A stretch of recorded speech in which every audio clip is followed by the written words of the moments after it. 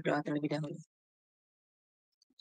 Bapa kami yang di surga, terima kasih dan puji syukur sekali lagi kami masih bisa dikasih kesempatan untuk kembali belajar di kelas Sema Adonai pada waktu ini di jam terakhir ini. Ya Bapak, kiranya ada penyertaan-Mu dan juga pimpinan-Mu dalam kelas kami dari awal hingga akhir. Berkatilah internet kami ya Bapak, agar dapat bisa berjalan dengan lancar dari pembelajaran kelas kami dari awal hingga akhir. Dan juga pimpin Ibu Ana yang menjadi moderator dan juga para operator yang bekerja di belakang layar sehingga mereka bisa melakukan pekerjaan pelayanan-Mu dengan baik dan sesuai dengan kehendak-Mu. Dan juga berkati Pak Erben yang akan menyampaikan materi kebenaran firman-Mu pada kami semua. Urapi Pak Erben ya Tuhan, sehingga Pak Erben bisa menyampaikan dengan benar apa yang menjadi kebenaran firman-Mu sesuai dengan kehendak hati-Mu Tuhan. Dan juga berikanlah kami semua yang mendengarkan kebenaran firman-Mu hikmat, pengertian daripada-Mu Tuhan, sehingga firman yang sampai kepada kami masuk dalam hati dan pikiran kami menjadi rema dan mampukan kami untuk melakukan setiap perkataan firman-Mu sehingga kami bisa mengajarkan dan juga mengabarkannya kepada sesama kami. Terima kasih Tuhan. Kami serahkan waktu ini selanjutnya di dalam tangan-Mu, biarlah Tuhan yang pimpin dari awal hingga akhir. Dan dalam nama Yesus kami berdoa. Haleluya. Amin. Oke, shalom, selamat malam teman-teman. Ya, shalom Pak, silakan. Ya, shalom malam Pak. Oke, shalom teman-teman semua, selamat malam. Jumpa kembali dengan kita di Jum Sema Adonai. Malam hari ini atau sesi kali ini kita belajar satu topik, yaitu Yesus Mesias yang datang dari Allah. Dia bukan Allah Bapa. Tertulis di dalam Lukas 9 ayat 20 dan Yohanes 6 ayat 68 sampai dengan 69. Ya, kita baca dulu ayat firman Tuhan ini sebagai pendahuluan ya. Jawab Petrus, Tuhan, kepada siapakah kami akan pergi? Perkataanmu adalah perkataan hidup yang kekal. Dan kami telah percaya dan tahu bahwa Engkau adalah yang kudus, Mesias dari Allah. Jadi ini pengakuan Petrus kepada Yesus, dan Yesus sendiri mengkonfirmasi pengakuan ini bahwa dia adalah Mesias. Dan Petrus mengetahui, maka dikatakan, dan kami telah percaya dan kami telah tahu bahwa Engkau adalah yang kudus, Mesias dari Allah. Jadi jelas bahwa Yesus Mesias. Itu yang harus ditegaskan di sini. Oke, sekarang kita bicara dulu secara perkataannya, apa itu pengertian Mesias itu ya.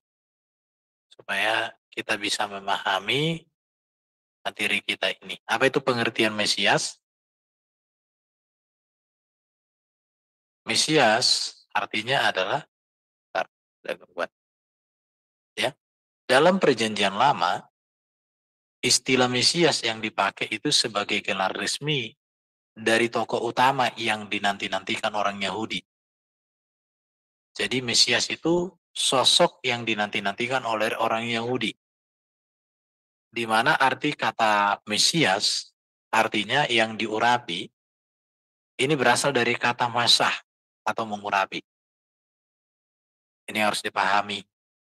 Urapan dalam konsep perjanjian lama ini berhubungan dengan upacara pentahbisan dengan minyak, seorang yang menjalankan tanggung jawab dari suatu jabatan yang tinggi. Jadi di situ ada pentahbisan. Kalau kita menarik hal ini kepada Yesus, Yesus pun ada pentahbisan. Tanda petik, ya.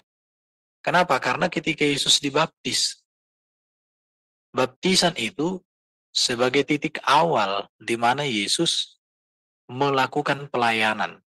Bahkan di dalam peristiwa baptisan itulah Yesus dideklarasikan oleh Bapa melalui suara yang dari langit yang dikatakan apa?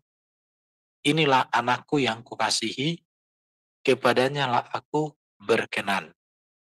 Ketika peristiwa transfigurasi dikatakan, inilah anakku yang kukasihi, kepadanya lah aku berkenan, dengarkanlah dia. Jadi kata Mesias itu di sini ada yang mengurapi, ada yang diurapi. Itu udah pasti. Dalam ajaran Alkitab, Mesias adalah seorang tokoh pada masa depan yang akan datang sebagai wakil Tuhan, wakil Yahweh, untuk membawa keselamatan bagi umat manusia. Ini pemahamannya. Jadi Mesias itu dia datang membawa keselamatan yang dari Yahweh, yang dari Bapa. Jadi menegaskan kepada kita bahwa Allah juru selamat kita menyatakan keselamatan bagi kita melalui firman atau melalui Mesiasnya. Itu yang harus dipahami. Contoh kita lihat Kejadian 3:15 ini berbicara tentang Mesias yang disebut dengan keturunan perempuan. Kejadian 12 ayat 2 itu berbicara Mesias, keturunan Abraham yang menjadi berkat bagi bangsa-bangsa. Kemudian lanjut kepada Ishak Yakub yang diteruskan dengan Yehuda. Jadi kalau kita mempelajari Alkitab, memang bicara tentang Mesias itu menjadi pusat pengharapan umat perjanjian lama. Dan karena apa? Karena Mesias itu dinanti-nantikan. Dan janji Mesias itu sudah ada sejak Kejadian 3:15, yaitu seorang keturunan Hawa atau keturunan wanita yang meremukkan kepala ular. Artinya apa? Yang membebaskan manusia dari cengkeraman iblis, yang membebaskan manusia dari cengkeraman maut, yang membebaskan manusia dari kehinaan tubuh karena dosa. Semua di situ ya. Memahami Yesus adalah Mesias, maka harus memahami arti kata Mesias, yaitu yang diurapi. Jadi kalau orang menolak Yesus sebagai Mesias, maka jelas itu bukan Kristen. Tetapi kalau orang menerima Yesus sebagai Mesias, tetapi tidak mengakui Yesus sebagai Raja, Imam, dan Nabi, maka itu pengertian yang keliru. Sebab arti Mesias itu artinya yang diurapi. Di mana yang diurapi itu menuju kepada 3 jabatan. Jabatan apa? Raja, Imam, dan Nabi. Atau tokoh yang dipilih. Atau tokoh yang diutus. Dan ditetapkan oleh Yahweh Allah Bapa itu sendiri. Ini yang harus tegas dipahami oleh orang Kristen. Bahwa Mesias itu artinya di sini yang diurapi. Dan itu dalam konteks perjanjian lama ada 3 jabatan yang diurapi, yaitu raja. Berarti ketika kita mengatakan Yesus adalah Mesias, maka kita harus mengakui Yesus adalah raja. Namun orang bertanya-tanya, di manakah kerajaan Yesus? Yesus mengatakan kerajaanku bukan dari dunia, tapi kerajaanku dari Bapa, dari surga. Artinya apa? Kerajaan Yesus adalah kerajaan surga. Dasar hukumnya adalah kerajaan surga. Nilai hukumnya adalah kerajaan surga. Maka sekarang semua orang Kristen sejati mengakui Yesus raja dalam hidupnya. Sampai kelak Yesus datang menyatakan kerajaan surga atau kerajaan langit yang baru dan bumi yang baru. Baru kalau berbicara Yesus Mesias berarti harus menerima Yesus sebagai imam. Harus menerima Yesus sebagai imam. Imam apa? Di dalam Alkitab Perjanjian Lama, imam itu bukan pemimpin sholat, bukan. Bukan pemimpin doa, bukan. Imam itu adalah pribadi yang menjadi pengantara antara manusia dengan Allah. Itu namanya imam. Pribadi yang menjadi pengantara, pendamai antara manusia dengan Allah. Dalam Perjanjian Lama, ketika bangsa Israel menghampiri Allah, maka seorang imam datang menghadap Allah dengan membawa korban. Dan tugas keimamatan dalam perjanjian lama telah sempurnalah di dalam Yesus dengan segala ajaran dan karyanya. Itu jelas. Kemudian berbicara Mesias, itu berbicara yang diurapi artinya seorang nabi.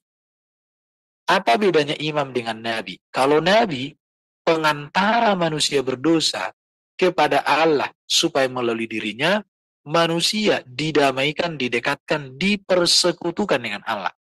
Tapi kalau nabi itu berbicara tentang pengantara Allah kepada manusia. Allah mengutus nabi itu untuk menyampaikan kehendaknya, untuk menyampaikan perintahnya, untuk menyampaikan peringatan, teguran, bahkan janji-janji berkat. Jadi ketika kita mengatakan Yesus adalah Mesias, maka kita harus mengakui dia raja. Dia adalah imam, dia adalah nabi. Bahkan Yesus raja yang berkuasa di bumi di surga. Imam yang kekal. Karena Yesus naik ke surga menjadi pengantara antara kita. Nanti di materi-materi berikut, kita akan berbicara tentang Yesus yang membesar. Ya, Nabi saya sudah jelaskan tadi. Jadi ini yang harus dipahami. Dalam bahasa Yunani kata Mesias diterjemahkan dengan kata Kristos. Kristos itu sebagai kata dasar sebutan Kristus yang menjadi salah satu gelar Yesus di antara beberapa gelar Yesus. Karena di dalam Alkitab ada banyak gelar Yesus.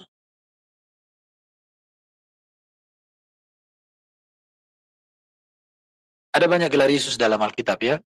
Yesus anak Allah, Yesus anak manusia, Yesus hamba Allah, Yesus utusan Allah, Yesus Mesias, Yesus Raja, Yesus Imam, Yesus Gembala, dan banyak lagi di situ ya. Dalam bahasa Yunani, kata Mesias diterjemahkan dengan kata Kristos sebagai dasar kata sebutan Kristus yang menjadi salah satu gelar Yesus di antara beberapa gelar Yesus. Ini harus diperhatikan ya. Mesias itu datang sebagai wakil Tuhan untuk membawa keselamatan bagi umat manusia.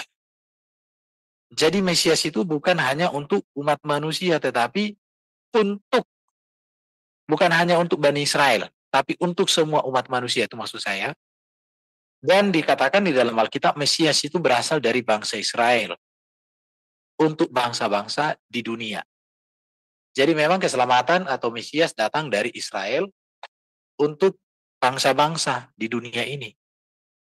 Jadi Mesias bukan hanya untuk Israel. Kemudian kita lihat ya. Dalam Kejadian 3:15, keturunan Hawa merumukkan kepala ular, iblis. Inilah janji Mesias.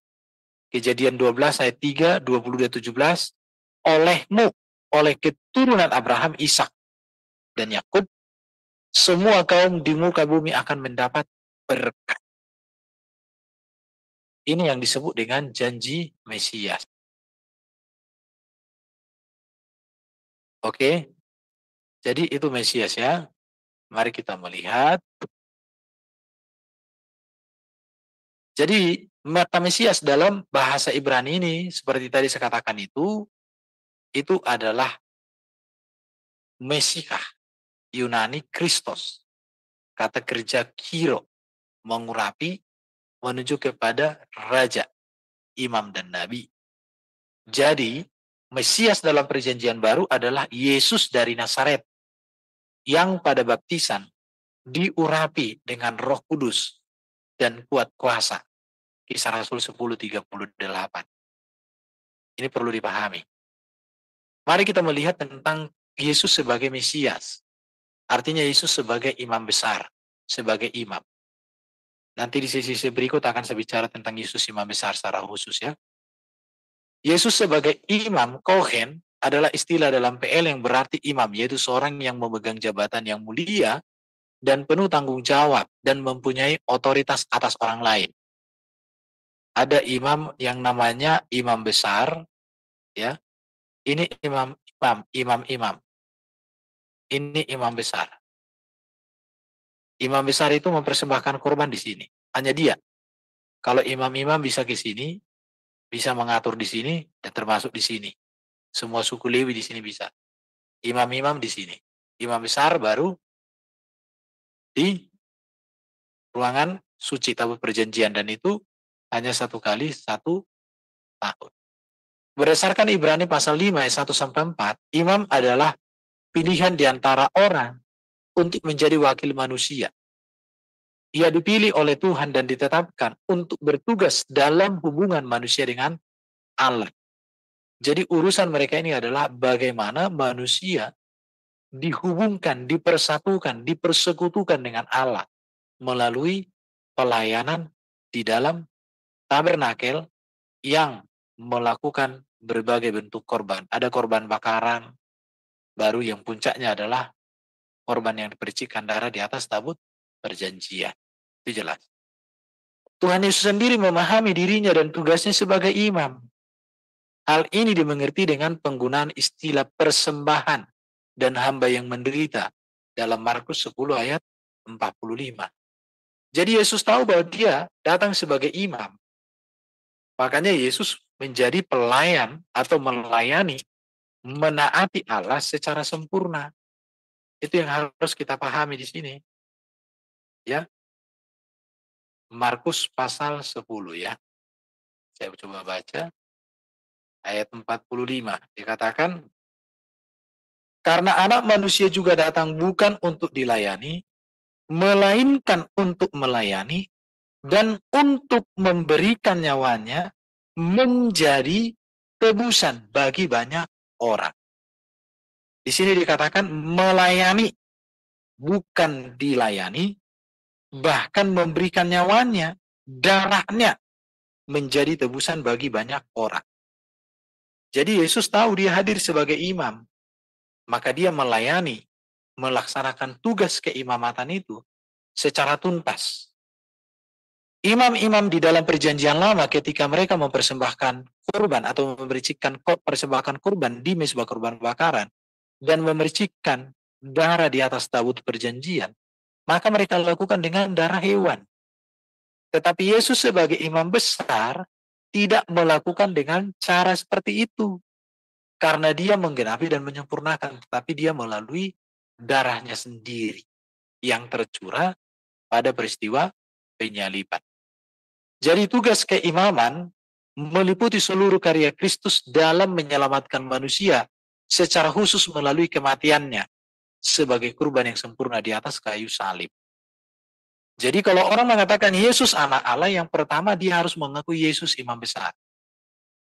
Imam besar itu artinya perantara, wakil manusia kepada Allah di dalam dirinya, melalui dirinya, manusia dipersekutukan dengan Allah. Maka kalau Yesus adalah imam besar, berarti tidak tepat dikatakan lagi Yesus Allah Bapa. Kalau dia Allah Bapa, bagaimana dia pengantara kepada Allah Bapa? Itu kalimat yang sangat rancu dan tidak bisa dipertanggungjawabkan ya. Mari kita melihat tentang keimamatan dan hukum kurban. Ibadah dengan cara mempersembahkan kurban telah dipraktekkan sejak zaman Adam. Kejadian 3:21. Bahkan di zaman Adam Allah sendiri yang melakukan. Hal itu terlihat dari peristiwa bagaimana Adam dan Hawa diberikan pakaian dari kulit binatang. Artinya ada kurban. Kemudian Habel, Kejadian 4:4, di mana Habel di dalam membangun persekutuan dengan Allah dengan adanya kurban. Nuh juga melakukan hal yang sama. Di zaman Abraham juga. Bahkan di zaman Abraham ketika dia hendak mempersembahkan Ishak anaknya, tidak jadi. Kenapa? Karena Allah mencegah. Sudah melihat ketaatan Abraham, di mana Abraham hendak mempersembahkan anaknya, tetapi tidak jadi. Dan kemudian Allah menggantikan Ishak dengan seekor binatang domba. Artinya ada kurban. Kemudian Yakub juga demikian. Jadi ibadah dengan mempersembahkan kurban menjadi lebih jelas di zaman Musa, di mana ketetapan kurban diatur secara terperinci sebagaimana tertulis dalam kitab Imamat, yaitu Imamat. Di dalam kitab Imamat kita bisa melihat ada 5 jenis kurban yang harus dipersembahkan oleh seorang imam di tabernakel. yaitu korban bakaran, korban sajian, korban keselamatan, korban penghapusan dosa, dan korban penebusan salah. Seluruh korban persembahan yang dipersembahkan oleh para imam besar di tabernakel, yang dilakukan oleh para imam besar ini, yaitu Harun dan keturunannya. Mereka yang melakukan itu. Seluruh tatanan ibadah korban tersebut itu digenapi dan disempurnakan dalam kehadiran dan karya Yesus Kristus. Ketika orang mengaku bahwa Yesus adalah Mesias, maka haruslah dipastikan orang itu mengakui keimamatan Yesus. Artinya dia imam besar. Tentu imam besar tidak bisa dikatakan Allah Bapa. Sebab seorang imam besar, dia menjadi pengantara manusia kepada Allah Bapa, bukan kepada dirinya, tetapi kepada Allah Bapa. Itu yang harus dipahami. Kemudian mari kita melihat tentang kurban-kurban di dalam tabernakel. Ada kurban bakaran, yaitu menunjuk kepada pengabdian yang sempurna kepada Allah. Yesus mengabdi secara sempurna kepada Allah. Kurban sajian, Imamat 2, artinya dia mempunyai karakter yang sempurna, sebuah persembahan yang harum bagi Allah. Korban keselamatan, Imamat pasal 3, artinya dia membawa pendamaian antara Allah dan manusia, antara bangsa Yahudi dan bangsa-bangsa non-Yahudi. Jadi makna korban Yesus itu jelas sekali. Jadi kemesiasan Yesus itu berbicara bahwa dia mendamaikan manusia dengan Allah, bahwa dia menjadi imam besar agung. Korban penghapus dosa dijadikan orang berdosa bagi kita di atas salib.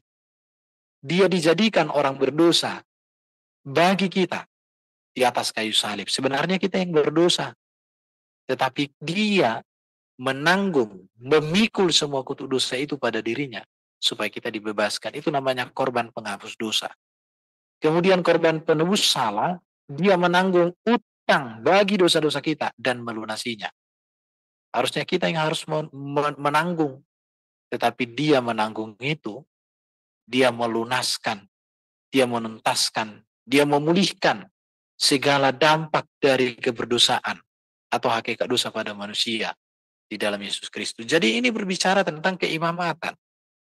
Ketika orang mengatakan Yesus Mesias, maka dia harus mengerti tentang keimamatan. Lewi yang disempurnakan oleh Yesus sebagai imam besar agung berdasarkan perjanjian Melkisedek. Oke? Itu yang harus dipahami. Makanya sangat sayang kalau orang nggak mengerti keimamatan. Maka dia nanti tidak bisa menjelaskan Alkitab. Baru kemudian Yesus sebagai nabi, itu artinya Mesias. Artinya penggenapan dan puncak dari PL, yaitu di dalam diri Tuhan Yesus saja. Ulangan 6 ayat 15. Segala tugas nabi dirangkum dan dipenuhi di dalam pribadi Yesus secara sempurna. Kenapa? Sebab Tuhan Yesus tidak hanya memberitakan kebenaran, tetapi ia sendiri adalah kebenaran itu sendiri. Ada banyak orang mengklaim pemberita kebenaran, tapi dirinya tidak benar. Tetapi Yesus pemberita kebenaran yang dibuktikan dengan pribadinya yang benar tak berdosa. Jadi pemberitaannya sempurna, hidupnya sempurna.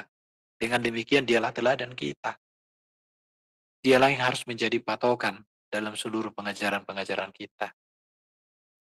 Yesus tidak hanya memberitakan firman Allah, tetapi dia sendiri adalah firman yang sejak semula ada bersama-sama dengan Allah Bapa di dalam diri Bapa itu, dan dia mengambil kodrat manusia. Jadi, ketika kita mengatakan Yesus Mesias, kita harus mengakui dia adalah nabi. Nabi yang sempurna, yang kegenapan dari seluruh janji-janji keselamatan Mesias dalam perjanjian lama, bahkan seluruh kenabian-kenabian yang ada dalam perjanjian lama, telah tersempurnakan dan tergenapi di dalam Yesus. Karena itu, maka siapapun dia, sekalipun disebut dia seorang nabi, ketika kenabian dan pengajaran kenabian dan kehidupan kenabian nabi itu tidak sejalan atau bertentangan dengan Yesus Kristus, maka tidak ada kata yang bisa dikatakan lagi. Itu nabi palsu. Itu nabi wrong. orang Batak bilangnya. Jadi di sini Yesus sebagai nabi itu arti Mesias. Melalui Alkitab, ya, di dalam Alkitab, melalui Alkitab iman Kristen telah mengenal nabi mulai dari Nuh. Di dalam 2 Petrus 2:5 Nabi Musa, kitab Taurat, sampai dengan datangnya Yohanes Pembaptis. Dikatakan bahwa Yohanes ini merupakan seorang nabi penutup perjanjian lama dan sekaligus pemuka jalan datangnya Yesus untuk menggenapi dan menyempurnakan seluruh ajaran dan nubuatan para nabi di dalam perjanjian lama tentang Yesus. Oke, kita melihat. Oke, kalau berbicara tentang nabi, ini pengertiannya ya, seorang manusia yang memperoleh wahyu dari Tuhan tentang misinya bagi manusia dan dunia. Nabi itu udah pernah kita bahas, pemimpin umat yang dipanggil Allah untuk memperingatkan agar tidak menyimpang dari perintah Allah. Seorang nabi orang yang meramalkan apa yang akan terjadi pada masa yang jauh ke depan. Seorang nabi diberikan Allah kuasa untuk mengadakan mujizat dan tanda-tanda heran. Semua kriteria nabi, pengertian nabi ini terpenuhi pada pribadi Yesus Kristus. Saya ulangi ya, ini sudah disampaikan. Seorang manusia yang memperoleh wahyu dari Tuhan tentang misinya. Yesus manusia sempurna, tidak berdosa. Terpenuhi. Yesus mengajarkan pesan surgawi. Maka Yesus katakan, ajaranku tidak berasal dari diriku sendiri, tetapi Dia yang telah mengutus aku.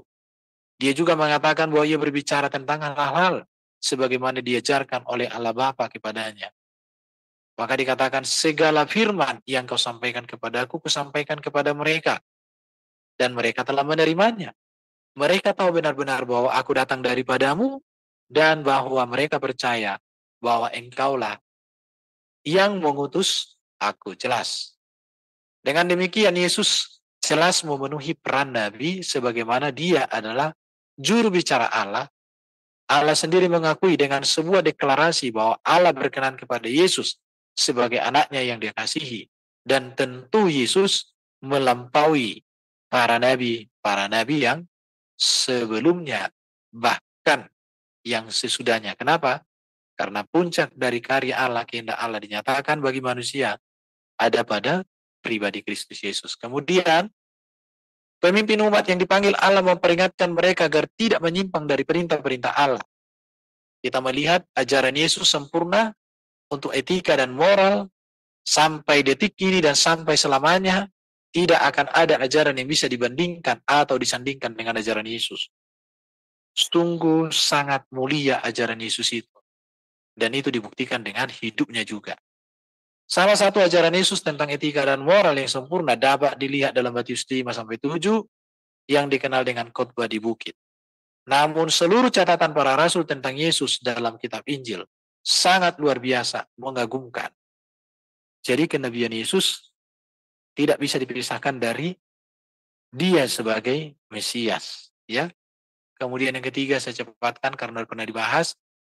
Sebagai orang yang meramalkan apa yang akan terjadi pada masa yang jauh ke depan, Yesus melakukan hal ini. Yesus bernubuat masa depan ketika Dia mengatakan kepada murid-muridnya bahwa Ia harus pergi ke Yerusalem untuk menanggung banyak penderitaan dari pihak tua, imam kepala ahli Taurat, lalu dibunuh dan bangkit pada hari ketiga. Kemudian Yesus juga menubuatkan bahwa tak lama setelah kematiannya para murid akan menerima kuasa Roh Kudus akan turun atas mereka, dan itu digenapi di peristiwa Pentakosta. Yesus juga mengajarkan berbagai nubuat yang terjadi menjelang akhir zaman. Hal ini terlihat dalam kitab Matius pasal 24-25. Sangat banyak berbicara tentang kehidupan di akhir zaman.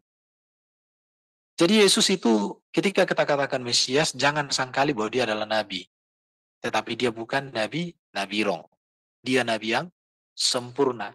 Nabi yang adalah inkarnasi firman Allah. Itu jabatannya.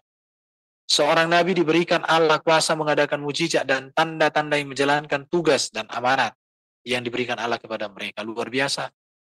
Dalam 4 kitab Injil ternyata Yesus melakukan banyak mujizat menyembuhkan. Penulis Injil Yohanes bahkan mengatakan, kalau semua dituliskan, tidak cukup dunia untuk memuat, saking banyaknya. Ya, Yohanes 21-25, masih banyak hal yang diperbuat Yesus. Jadi Yesus itu penuh dengan mujizat. Selain Dia punya etika dan moral hidup yang sempurna, ajaran etika dan moral sempurna, mujizatnya juga sempurna, segala-galanya sempurna. Maka kita bersyukur punya Yesus Kristus ya. Jadi jabatan nabi digunakan apa? Jabatan nabi sering kali digunakan di dalam Injil ketika orang sedang berbicara tentang Yesus. Contoh di sini ya. Inilah Nabi Yesus dari Nazaret di Galilea. Kemudian seorang nabi telah muncul di tengah-tengah kita. Dikatakan orang banyak ya. Bahkan dikatakan Tuhan nyata sekarang padaku bahwa engkau adalah seorang nabi. Kemudian seorang nabi dihormati di mana-mana kecuali di tempat asalnya sendiri. Jadi dari sini kita melihat terkonfirmasi kenabian Yesus. Dan kenabian Yesus tidak bisa dipisahkan dari hakikatnya sebagai Mesias. Yohanes penutup para nabi dan orang nabi yang sangat besar, namun Yesus lebih besar daripadanya. Nubuat kenabian Yesus dalam perjanjian lama, itu bisa kita lihat ya. Allah memberitahukan Musa bahwa suatu hari ia akan mengutus seorang nabi kepada Israel yang harus didengarkan. Ulangan 18 ayat 18. Yesus juga adalah nabi yang menggenapi nubuatan tersebut, Kisah Rasul pasal 3:22, 7:37. Kemudian Yesus menggenapi dan menyempurnakan kenabian dalam seluruh kitab Taurat. Ibrani 1 ayat 1 sampai 4 dan Matius 5 ayat 17 ya. Sekarang saya tutup. Jadi Yesus diakui oleh Alkitab dan gereja memiliki jabatan dan tugas sebagai seorang nabi. Namun kenabian Yesus unggul atas semua para nabi sebab Yesus menggenapi dan menyempurnakan apa yang sudah disampaikan diajarkan oleh para nabi. Kesempurnaan kenabian Yesus terletak pada beberapa hal. Dia datang dari surga, dia sempurna tak berdosa dan berkuasa mengampuni dosa. Ia punya etika dan moral yang sempurna, ajaran etika dan moral sempurna, penuh mujizat, baik dalam masa pelayanannya, kematiannya, kebangkitan dan kemuliaannya naik ke surga. Itu membuktikan bahwa Yesus Mesias, dia Raja, dia Imam, dan dia Nabi. Sekarang kita bicara Yesus sebagai Raja. Jabatan sebagai Raja tidak dapat dipisahkan dengan jabatan Yesus sebagai Nabi dan Imam. Ini harus dicatat. Pada waktu ia mengorbankan dirinya sebagai kurban imam, pada saat yang sama juga, ia diolok-olok sebagai Raja. Dalam perjanjian baru dilaporkan tentang janji malaikat kepada Maria tentang Yesus bahwa ia akan menjadi Raja atas kaum keturunan Yakub sampai selama-lamanya. Jadi jabatan Tuhan Yesus sebagai Raja adalah Raja rohani dan pemerintahannya adalah rohani atas umatnya. Jadi pemerintahan Yesus itu bukan karangan dan buatan manusia tapi sumber rohani. Dasar pemerintahannya adalah kebenaran, keadilan, hikmat, kesucian, dan anugerah, kasih setia. Peran Tuhan Yesus sebagai Raja secara nyata yaitu dihubungkan dengan salib. Karena di atas kayu salib Yesus menaklukkan segala kekuasaan dunia. Dan kebangkitannya memastikan kemenangannya sebagai Raja. Kekuasaannya mencakup seluruh bumi dan surga. Jadi Yesus Raja. Bukan seperti raja-raja itu. Tapi Yesus kerajaannya kerajaan surga. Nilai kerajaannya kerajaan surga. Oke ya, kita lihat. Wahyu 19 ayat 11-16 katakan. Lalu aku melihat dari surga, terbuka sesungguhnya ada seekor kuda putih dan ia yang menungganginya bernama yang setia dan yang benar.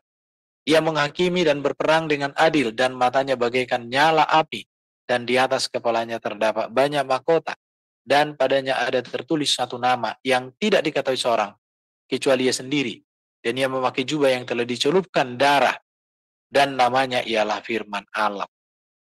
Perhatikan, dan semua pasukan yang di surga mengikuti dia. Mereka menunggang kuda putih dan memakai lenan halus yang putih bersih. Dari mulutnya keluarlah sebilah pedang tajam yang akan memukul segala bangsa. Dan ia akan menggembalakan mereka dengan gada besi.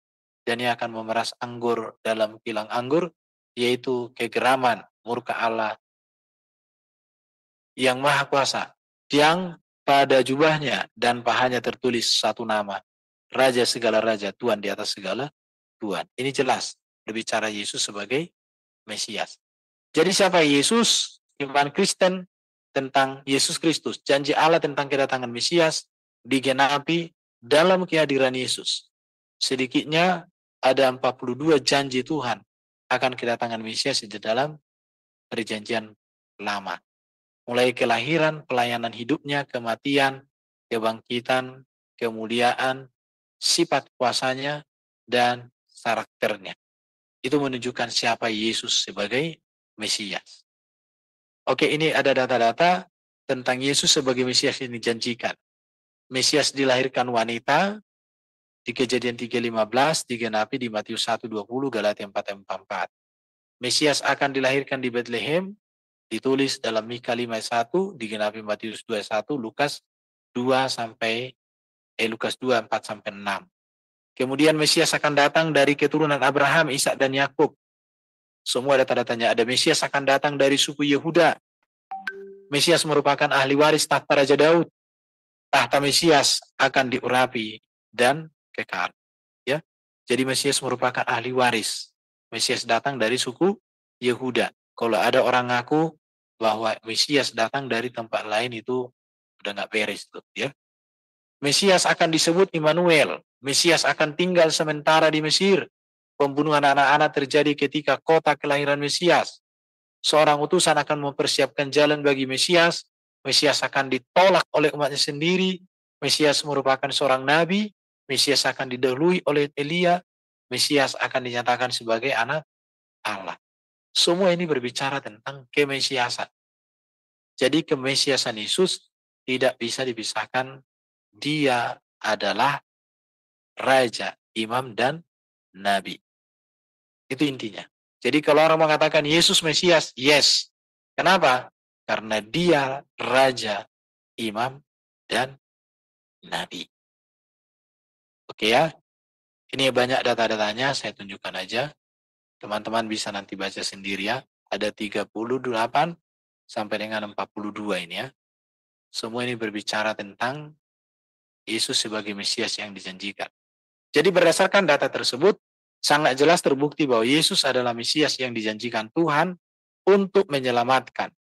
Olehnya manusia memiliki hidup dalam kerajaan surga. Sampai di sini kembali kepada moderator. Monggo. Saya lihat presentasi PPT-nya itu lengkap sekali ya, data-data nubuatan para nabi kemudian digenapi di Perjanjian Baru. Yang saya tanyakan itu orang-orang Yahudi kan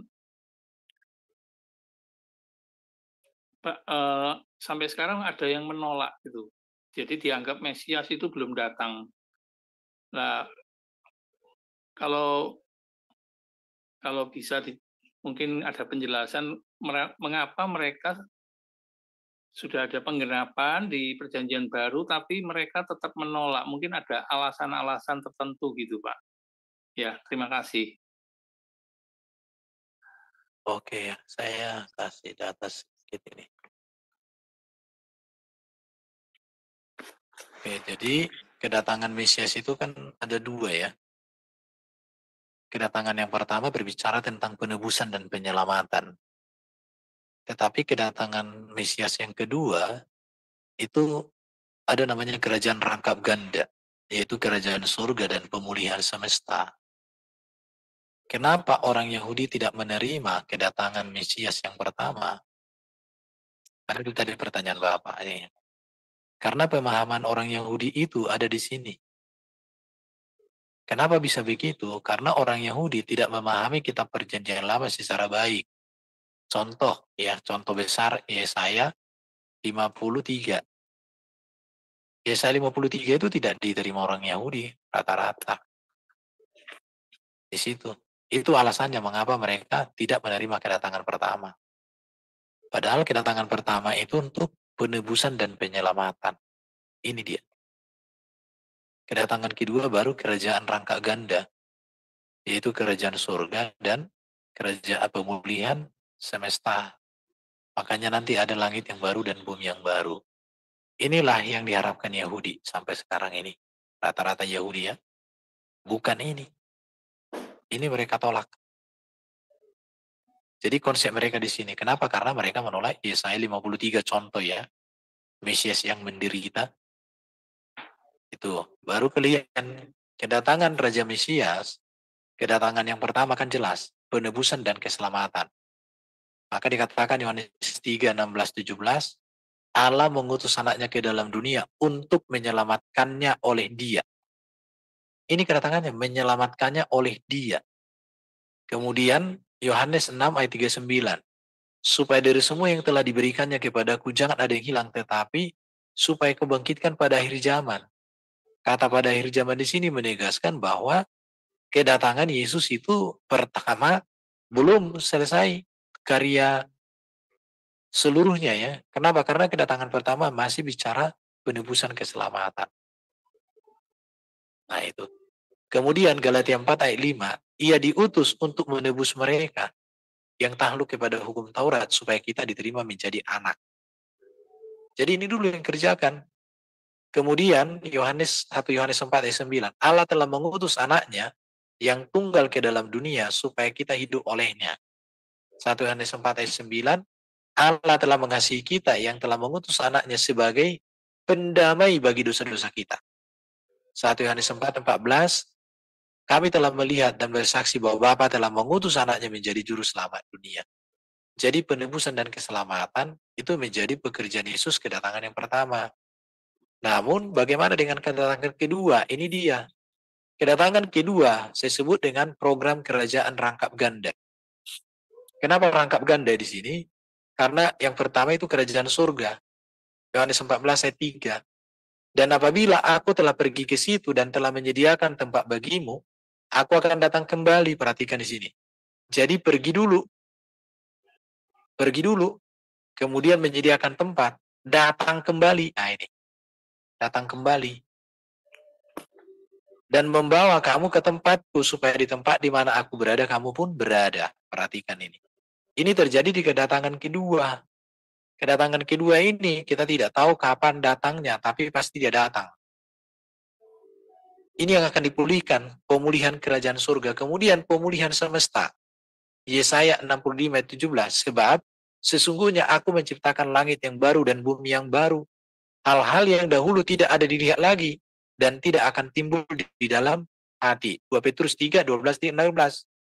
Pada hari itu langit akan binasa dan api dan unsur-unsur dunia akan hancur karena nyalanya. Tetapi sesuai dengan janjinya, kita menantikan langit yang baru dan bumi yang baru, di mana terdapat kebenaran. Jadi mengapa orang Yahudi tidak menerima kedatangan Yesus yang pertama? Yahudi sekarang ya, karena cara pandang mereka masih fokus kepada kedatangan Yesus kedua, pemulihan, yaitu ada kerajaan surga dan pemulihan semesta.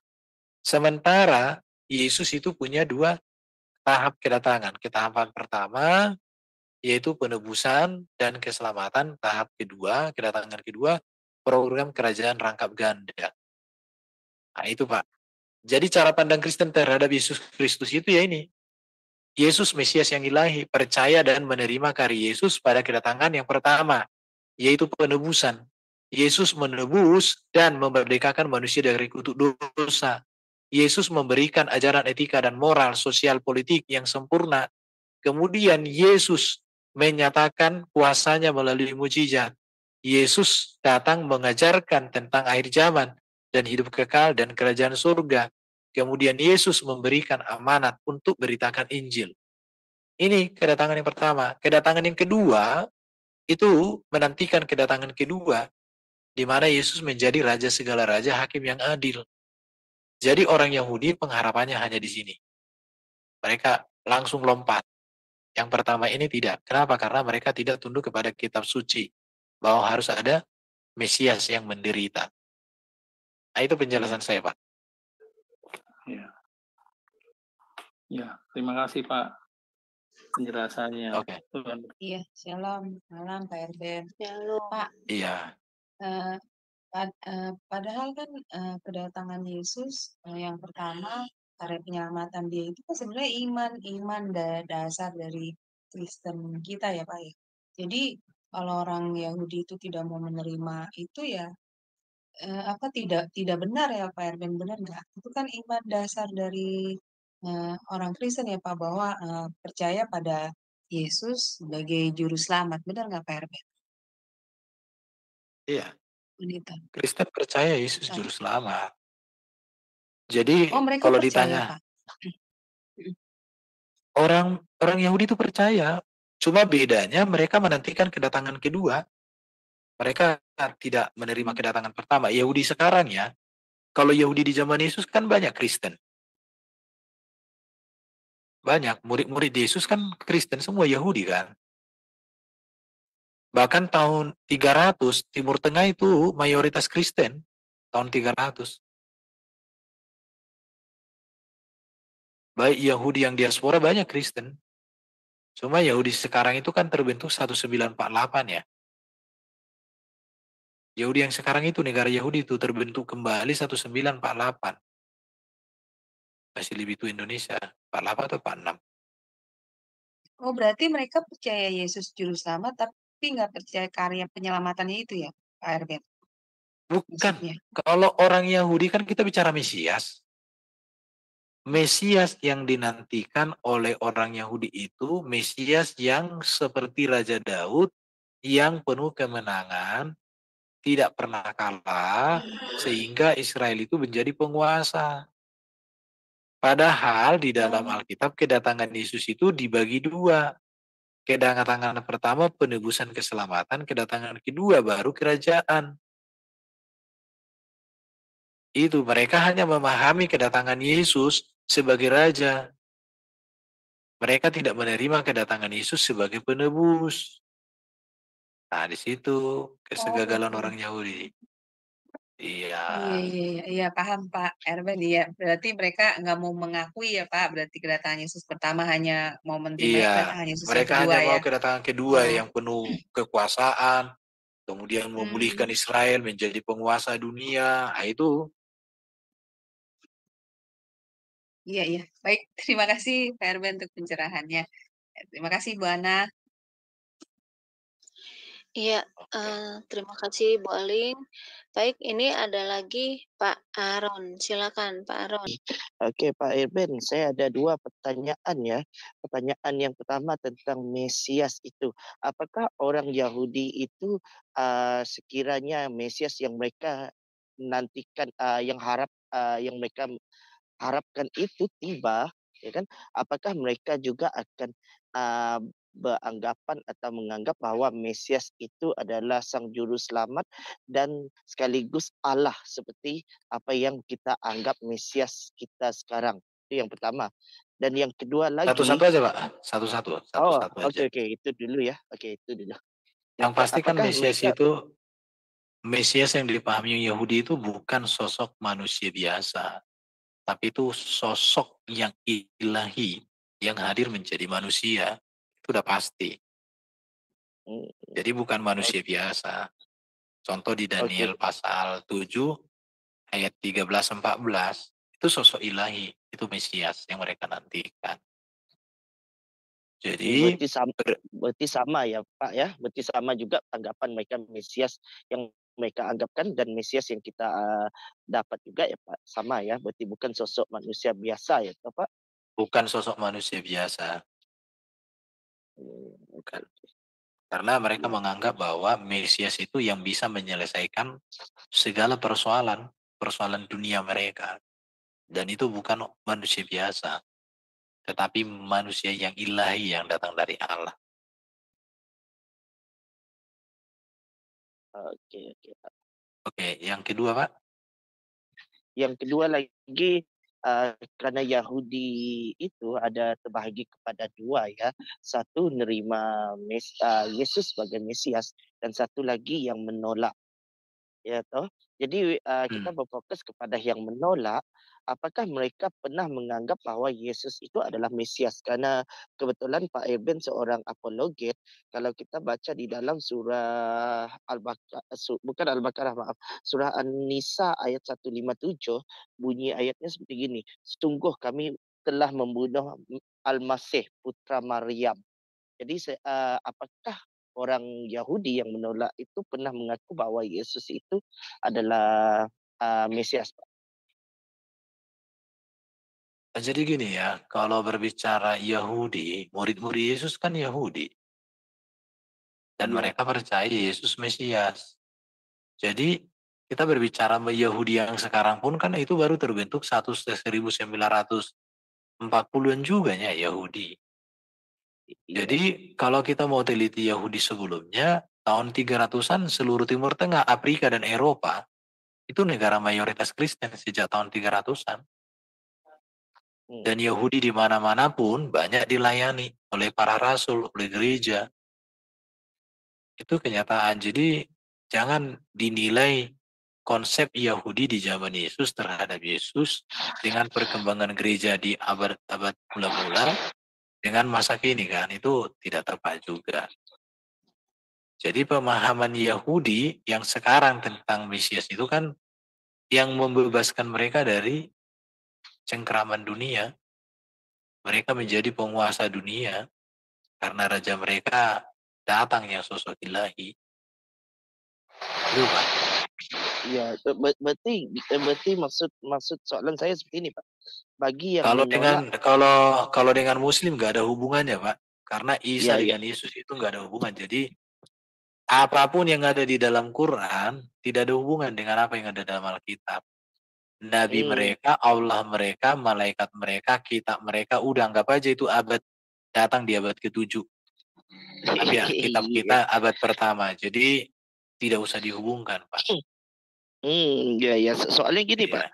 Karena mereka kan sering memfitnah ya, maksud saya gitu kan, mengatakan bahwa Yahudi itu dengan ungkapan Yahudi mengatakan seperti ini, sungguh kami telah membunuh Mesias. Jadi pertanyaan saya itu kan dengan statement yang membingungkan itu, Yahudi lagi nunggu apa? Karena Mesias datang mereka udah bunuh. Jadi mereka nunggu apa sebenarnya gitu kan?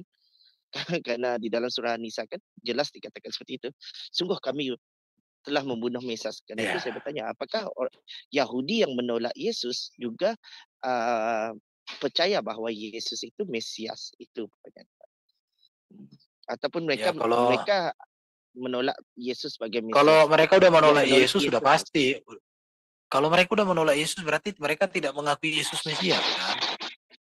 Kenapa mereka tidak menerima Yesus sebagai Mesias? Karena konsep Mesias mereka kan menjadi raja yang penuh kemenangan, yang membuat Israel mengalami kejayaan, penguasa dunia. Itu pemahaman mereka kan? Iya. Berarti ayat di dalam tetangga sebelah itu tidak lain dari fitnah aja ya Pak? Terhadap Nggak ada orang hubungan, Yahudi. Pak. Nggak ada hubungan. Jadi biarkanlah Islam dengan kitabnya, dengan Allahnya, dengan malaikatnya, dengan nabinya sendiri, berdiri sendiri. Tidak usah dihubungkan dengan Alkitab. Jaraknya itu sudah 500 tahun. Jadi secara historis, secara kronologis nggak ada hubungan. Malah kalau dihubung-hubungkan nanti kasihan mereka, Pak. Iya. Siap. Contoh kalau kita bicara Al-Masih di mereka pengusap. Apa hubungan pengusap dengan Mesias yang diurapi di kita? Nggak ada. Jadi ngapain bicarakan? Kolok-kolok lah semua. Kolok-kolok. Iya, benar. Oke. Terima kasih Pak atas jawabannya. Tuhan Yesus Oke, thank you. Wah, luar biasa ya Pak. Jadi intinya jangan disamakan ya, karena memang beda kitab kita dengan mereka ya Pak ya, ajaran kita pun Iya, beda. nggak usah dihubung-hubungkan ya. Biarkanlah itu kitab baru, agama baru, ajaran baru. Ya kita hargai dalam kemanusiaan. Tapi dalam hal iman ya kita berbeda, nggak ada hubungan. Oke, terima kasih. Ya, saya menanggapi penanya sebelumnya. Itu mungkin saya mengkaitkannya dengan ini metode penginjilan kontekstual. Jadi mau penginjilan melalui Al-Qur'an. Nah, di mana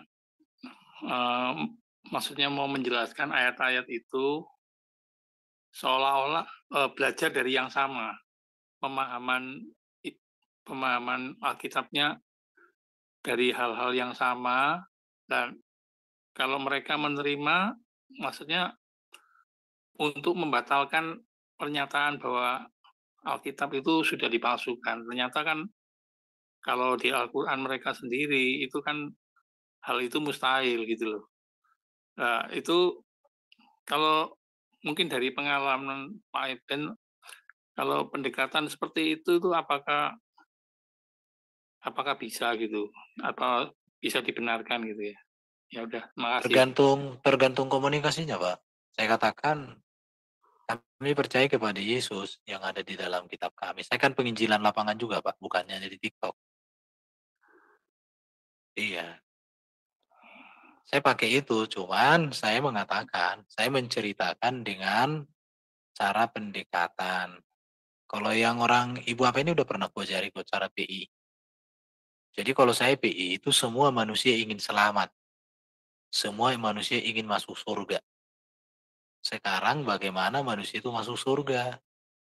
Kan bangun komunikasi, saya tanya mereka, kalau di iman sampean gimana supaya orang masuk surga? Nanti mereka akan jelaskan, lakukan amal ini dan itu, macam-macam lah ya kan.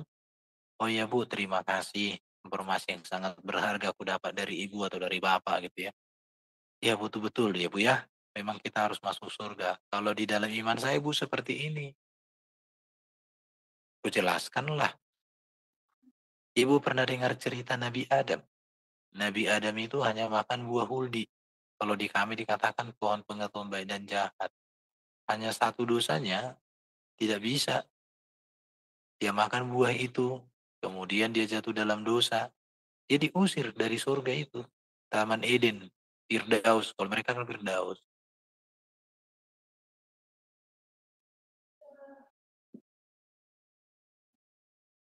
Ya, Iya, gimana jadi Pak Edi? iya saya ceritakan nanti kalau mau gini aja. Kalau kapan ada waktu siapa mau cerita praktis untuk memberitakan Injil sama orang seberang, kita siapkan sesi khusus. Saya siapkan materinya. Saya punya materi. Iya, iya. Nah, butuh waktu. Nanti kita atur jadwal nanti sama Ibu Heni atau siapa ya. Iya. Bagaimana cara menceritakan Injil sama mereka dengan metode nggak perlu kita kutip-kutip ayatnya, menyamakan Isa dengan Yesus. Tapi kita menceritakan perbedaan untuk mereka memahami kebenaran yang sesungguhnya bisa, Pak.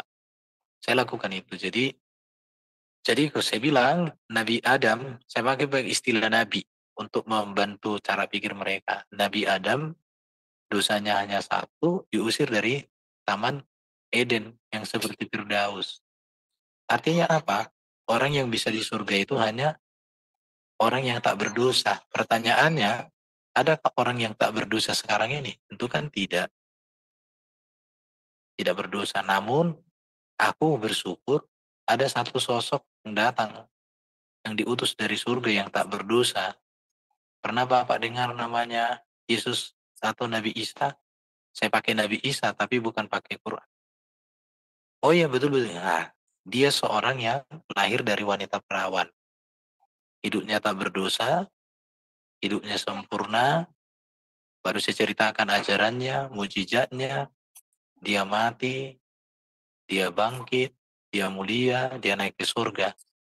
Dia menyediakan tempat. Itu saya ceritakan. Nantilah Pak, saya bantu untuk menjelaskan ya. Ada metodenya, ada metode. Ya, terima Nanti kasih, kalau ada Pak. waktu, soalnya ini udah jam 10.